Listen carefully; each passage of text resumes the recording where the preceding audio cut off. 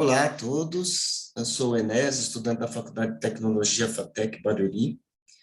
Junto com as minhas colegas Tamires e Samara, estamos aqui para realizar a atividade de entrevista com um profissional captador de eventos na disciplina de captação e recursos do 5º semestre do curso Superior Tecnólogo de Eventos.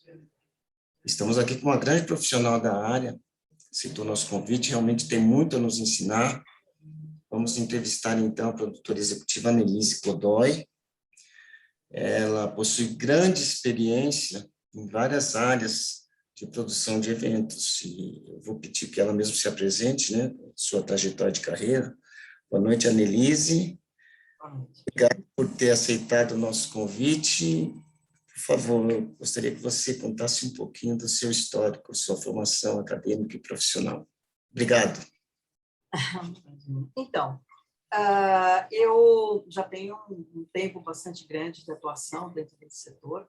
Na verdade, eu entrei para a área da publicidade no comecinho dos anos 80, logo depois que eu voltei dos Estados Unidos, me formei nos Estados Unidos, fiz o ensino médio, comecei a universidade, já entrei para a McCann Erickson, até por causa do inglês, né? E eu sou graduada em Língua e Literatura Inglesa pela PUC.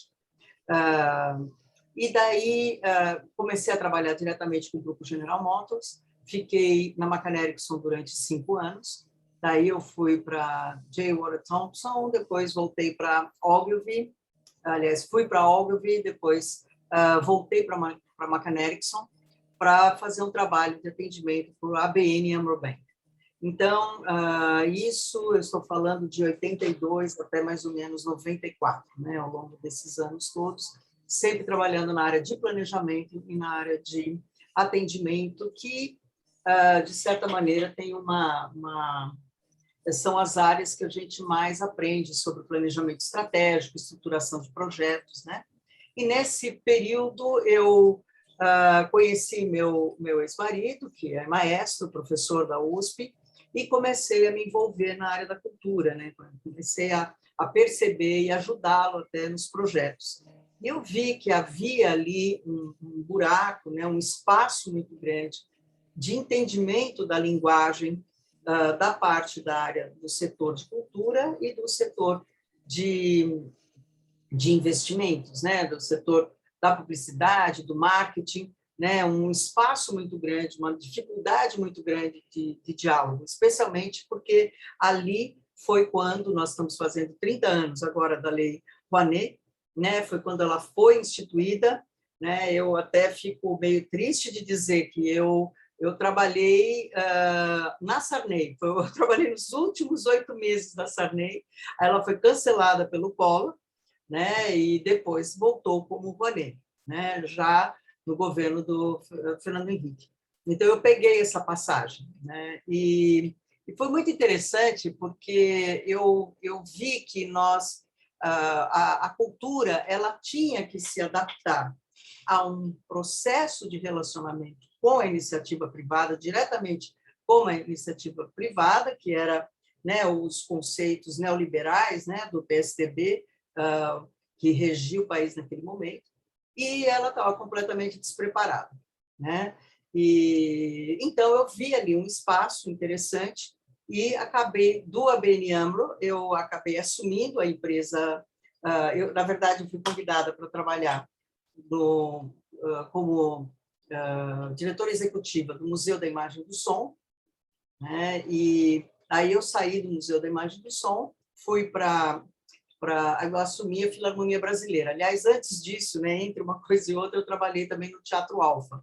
O Teatro Alfa eu trabalhei de 99 a 2001, que foi um período maravilhoso, foi o período de abertura do Teatro Alfa. Naquele momento, ele era possivelmente o maior usuário, né, dos recursos incentivados da Lei Rouanet. A gente tinha uma captação média de 3, 4 milhões ano, né? E daí que eu fui para o MIS. Fiquei um tempo pequeno no MIS, porque ele estava muito desorganizado do ponto de vista de captação, de relacionamento, de formalização.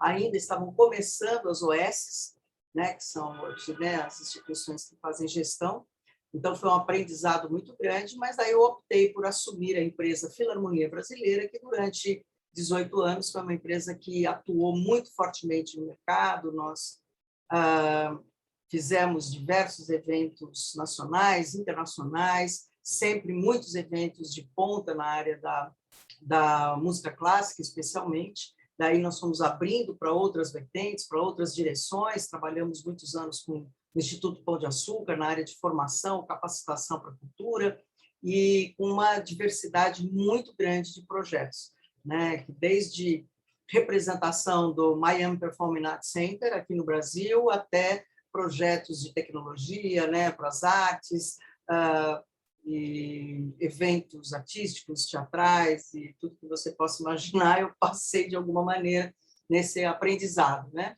E então isso, eu acredito que eu tive a oportunidade de conviver com a própria formulação e aceitação e compreensão das leis de incentivo, né? E tive uma experiência muito boa, né? Inclusive dentro do Teatro Alfa, porque o Alfa ele foi por um tempo o grande instrutor ou apoiador, né, do VFOR enquanto ministro. Então, eu que acompanhava a nossa diretoria jurídica para ir para Brasília, para ver as questões que estavam sendo colocadas para o Ministério na sua formatação, né, da lei, das questões que vinham. Então, eu tive um aprendizado realmente muito grande e isso me ajudou muito ao longo desses 20 anos, né, de trabalho, apesar de que a minha empresa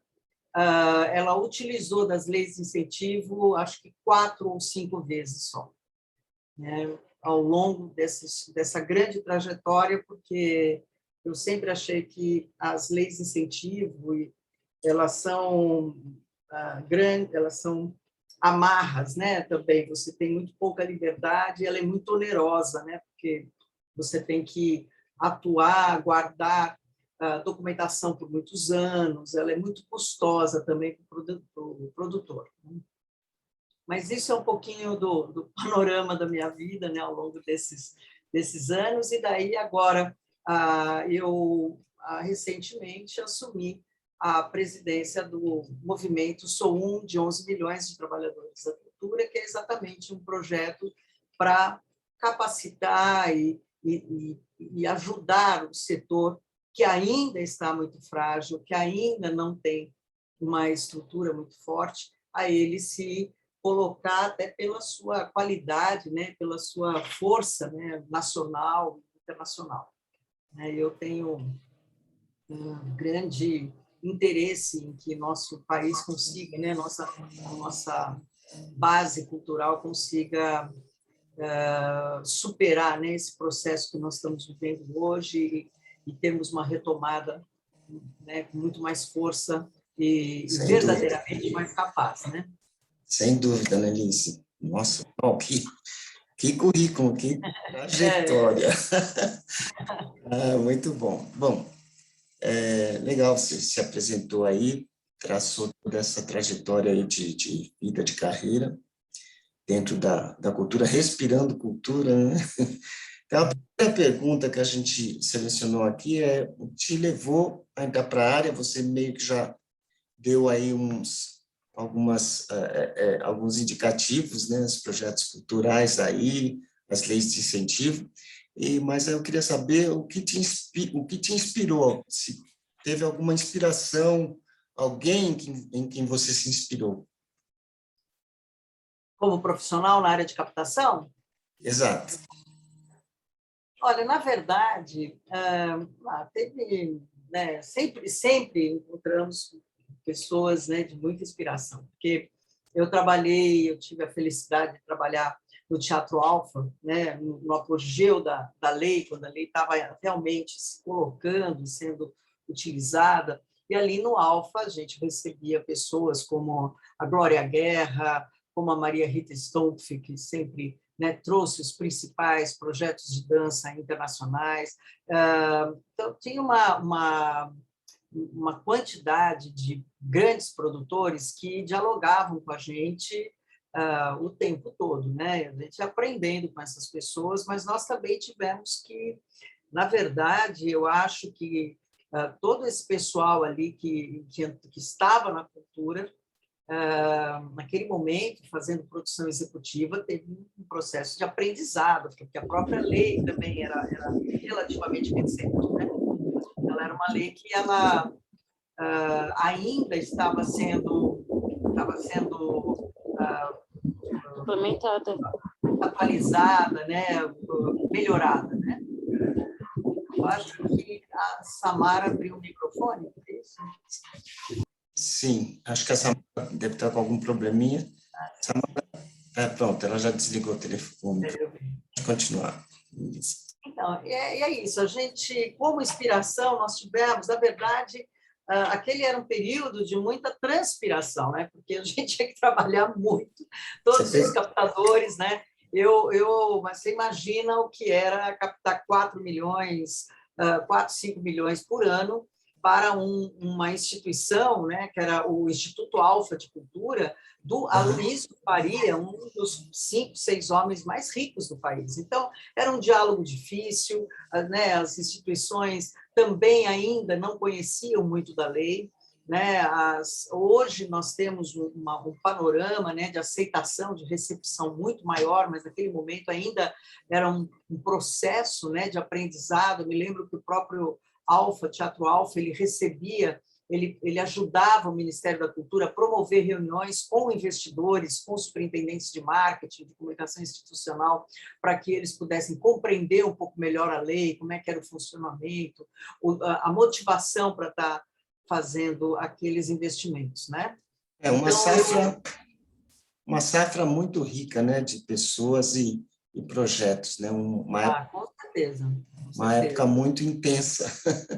Olha, o Alfa, no ano de 2000, eu tenho a felicidade assim de ter vivido naquele ano dentro do teatro, porque o ano de 2000, você sabe que a semana tem 50, né? O ano tem 52 semanas, e nós fizemos 46 espetáculos e eventos. Então, se você pega com 2 óperas, né, de 3 semanas. Então, nós tínhamos eventos de segunda, de terça, de quarta, de quinta, e de sexta, domingo, de segunda, de terça. Eu praticamente não voltava para casa, eu saía cedo e chegava em casa, porque eu assistia todos os espetáculos, e a maioria deles até mais do que uma vez, de tão excepcionais que eles eram. Eu tive assim, uma escola de arte, de produção, do mais requintado, do mais sofisticado, sabe? Dos mais sofisticados produtos internacionais e nacionais, né, que aconteceram naquele ano. Então, era realmente foi realmente um período muito intenso e muito rico, né, de informação, de conhecimento, muito bem, recursos também, né? Muito bom. A gente está fazendo o curso, né, essa matéria, a gente já passou por algumas aulas importantes, mas a gente queria saber da sua visão, as atividades, né, as principais atividades do profissional, pode ser sucinta, não precisa se alongar muito, e na sequência também, já queria emendar o ingresso na área, se você acha que é fundamental fazer esse curso que a gente está fazendo, curso de eventos, para iniciar a área? Olha, eu acho que hoje a área de captação ela tem que ter uma compreensão do significado, ela mudou muito, né? Eu pessoalmente, eu não acredito nos captadores que enfiam uma série de projetos embaixo do braço e saem vendendo. Eu acho que o captador ele é um partner, ele é um parceiro de negócios, e ele tem que ter uma visão de negócios. Então, para você ter essa visão de negócio, né, vamos primeiro, assim, todo captador do setor da cultura, ele está dialogando, muito provavelmente, com especialistas em artes, né, nas suas mais diversas áreas, que não tem uma compreensão sobre esse lado vamos dizer, da realidade, né, dos negócios e dos relacionamentos, que não necessariamente se baseiam nos tributos e nas percepções que o artista tem, né? Porque são universos diferentes que falam línguas diferentes e que têm, muitas vezes, interesses diferentes. Então, o captador, ele tem que ter uma sensibilidade e um conhecimento muito grande sobre as atividades artísticas em que ele atua. Ele tem que conhecer como são feitas aquelas atividades, quais são os requisitos, quais são as dificuldades, né? Como é que aquele universo funciona para que ele possa contribuir da melhor maneira possível com o artista ou com o coletivo ou com a companhia. Ele tem que entender daquele assunto, ele tem que fazer processos de imersão, ele tem que assistir tudo, e não só tudo que aquele grupo oferece ou que aquele artista oferece, mas ele tem que conhecer tudo que está em volta disso. O que está acontecendo naquela mesma área em outros estados, em outras companhias, em outros países, para que ele possa buscar oportunidades para aquele negócio, né? Porque nós somos da área dos negócios. Então, o que você precisa na área dos negócios? Você precisa ter, primeiro, eu acredito que você tenha que ter uma capacidade muito boa de síntese, de conversa com os seus, com seus investidores. Você tem que entender, né? Eu sempre digo, eu dou cursos, né? Já há quase 22 anos eu dou um curso chamado Cultura e Negócios, né? Então, eu sempre falo isso, todo produto cultural ele é vendável. O que nós temos que fazer é torná-lo comprável. Porque, né, parece que é só uma mudança de palavra, mas quando você usa o comprável, você começa a se preocupar com o seu comprador. O que interessa para ele? Quais são os argumentos que interessam para ele? Por que ele pode achar que o teu projeto é ou não interessante? Porque se você vender, pegar um produtinho e sair vendendo, espalhando por todos os lugares, ele não vai ter aderência, ele não vai se relacionar com o seu mercado de investimento. Né? Então, se colocar no lugar dele, né? Exatamente, no lugar dele, você tem que conhecer, estudar, né? A gente faz muito desses exercícios. Então, vamos primeiro pegar o nosso projeto e trabalhar no setor, vamos supor, bancário. Então, a gente pega e imagina quais atributos são mais acessíveis para o setor bancário e dentro de cada perfil de cada banco buscar mais argumentos que sejam mais qualificados para aquele banco específico. Tem um que investe mais em cultura, tem um que investe mais em jovens, tem outro que investe mais em atividade online. Então, a gente tem que ir buscando no nosso projeto o que tem aderência com essas diferentes camadas, né? Daí vamos para uma outra área. Então, vamos fazer para a indústria de cosmético, então é uma outra percepção. Então, a gente precisa sempre estar olhando o universo dos investidores a partir deles, não a partir do nosso projeto. Né? E o captador tem que conhecer o projeto tão profundamente quanto o próprio diretor artístico, o próprio projeto. Eu honestamente, todos que já trabalharam comigo sabem, eu sempre me sinto na mesma estatura, inclusive com o mesmo ganho que o diretor artístico. Porque para que ele faça aquilo acontecer, ele precisa do meu trabalho. E o meu trabalho só tem significado se ele fizer aquilo acontecer da maneira que ele se comprometeu. Então, nós temos que ser parceiros de negócios, é quase que uma ação societária. Então, você tem que mergulhar naquele produto, você tem que ver onde estão os problemas, aonde as coisas podem ser melhoradas, o que pode... Não mudar, não alterar o produto artístico, jamais. Muito pelo contrário, protegê-lo, que é um erro muito grande de captadores que falam para artistas assim, não, mas você não pode fazer assim, você não pode colocar aquilo, porque daí o investidor vai gostar, porque aquela marca... Não é isso, a gente tem que ter inteligência. Né? Eu criei até uma teoria que eu montei, eu chamo de moldura mercadológica. Né? A gente tem que ter a inteligência de garantir o produto artístico como ele é, como aquele artista que a gente confia, que a gente sabe que é bom, a maneira que ele fez, e nós moldurarmos esse conteúdo com todas as atividades e argumentos mercadológicos, porque é isso que a gente vai dialogar com o nosso investidor. O investidor não entende de cultura, ele entende de ferramentas mercadológicas. Então, a gente protege o produto cultural, né, através desse entendimento das diferentes ferramentas que a gente vai dialogar ou vai oferecer para esse investidor, né? E as leis de incentivo podem ser uma dessas ferramentas, mas não necessariamente a principal ferramenta ou fator motivador. Ela é uma ferramenta, né?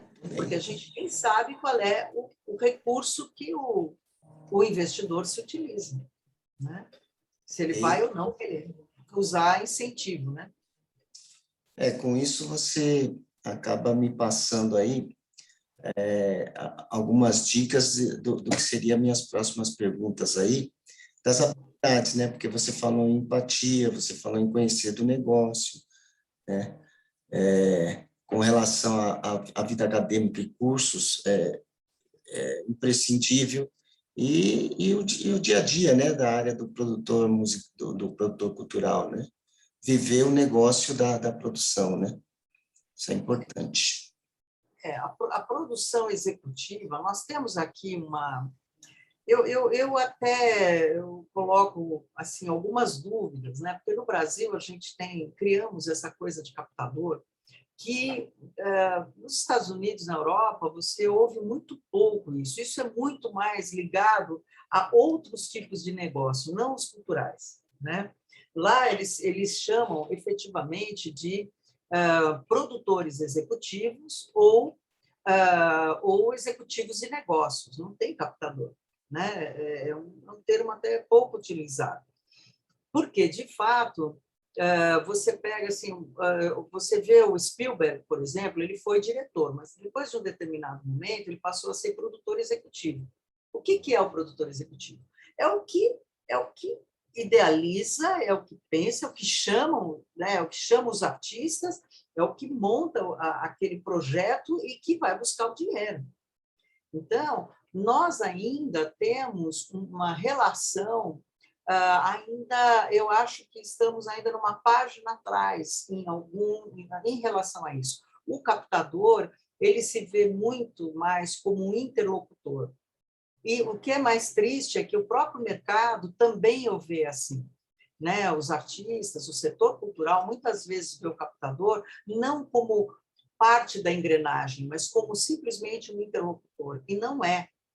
Nós somos, talvez sejamos a mola propulsora de toda a atividade artística, porque o artista, se ele não tiver um produtor executivo, uma pessoa que faça essa interface com o mercado, o projeto dele, muito provavelmente, vai ter muitos problemas de execução, ele vai ter muitos problemas para conseguir os recursos que ele precisa, porque nós estamos ficando cada vez mais especializados, né? Inclusive os investidores, eles estão cada vez mais especializados nesse nosso relacionamento.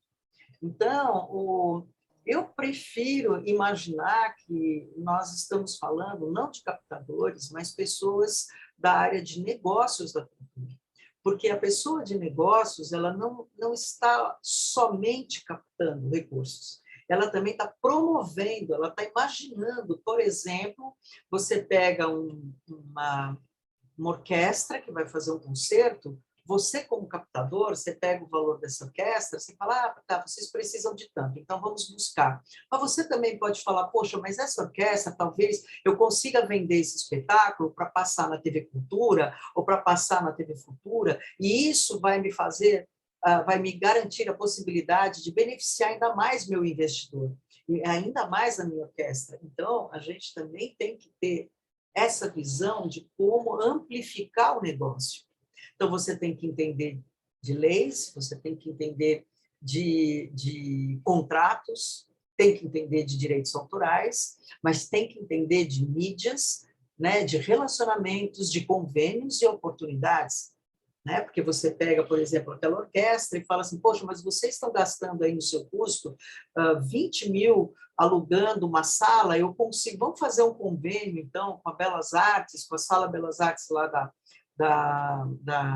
da prefeitura, vamos conveniar com também a escola tal, que pode nos ajudar e trazer os alunos, vamos fazer um projeto de chamamento de professores, né? Assim, você tem que estar articulando o negócio, entendeu? Não é só pegar a pastinha e vender, né?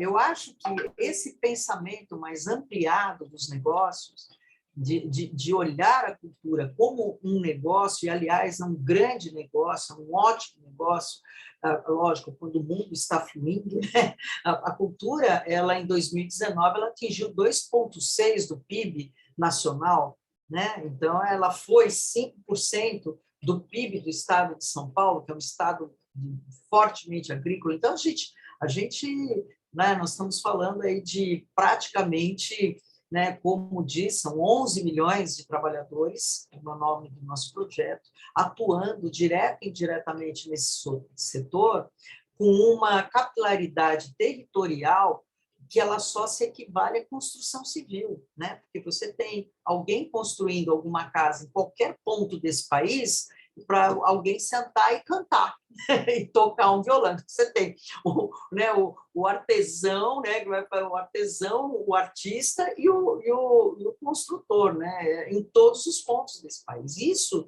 é uma referência muito importante da amplitude desse negócio, né? Eu acho que a gente ainda não enxerga isso com tanta clareza, né? Isso que você colocou realmente é um fundamento, né? Você fazer com que o seu negócio não seja só a captação, é algo mais.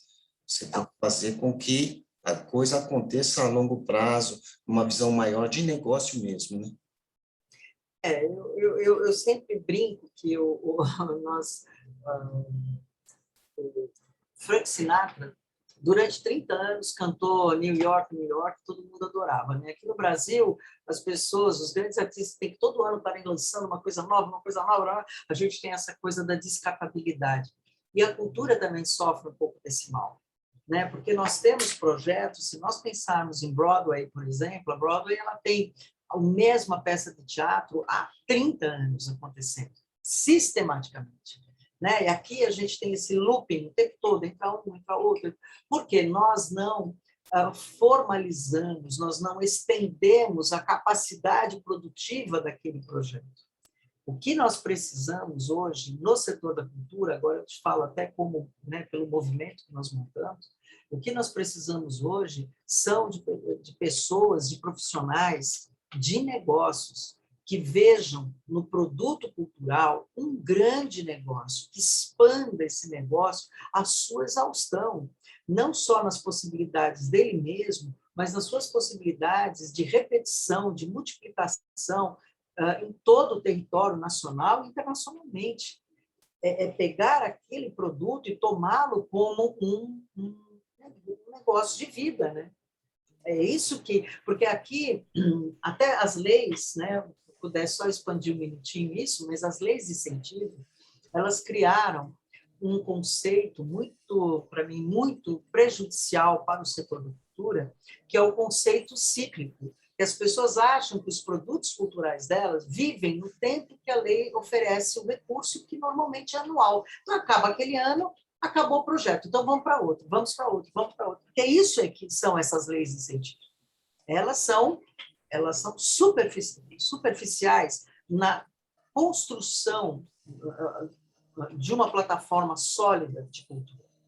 Então, nós precisamos enxergar o negócio de uma maneira diferente, né? É não pegar todo o recurso e investir na atividade artística somente. Tem que investir exatamente no produtor, na capacidade administrativa, na capacidade de formação de público, de abrir portas para outras frentes de relacionamento, né? Outras frentes de contato com a sociedade, né? Eu até acho que a cultura, nesses 2 anos, com esse novo governo, ela foi extremamente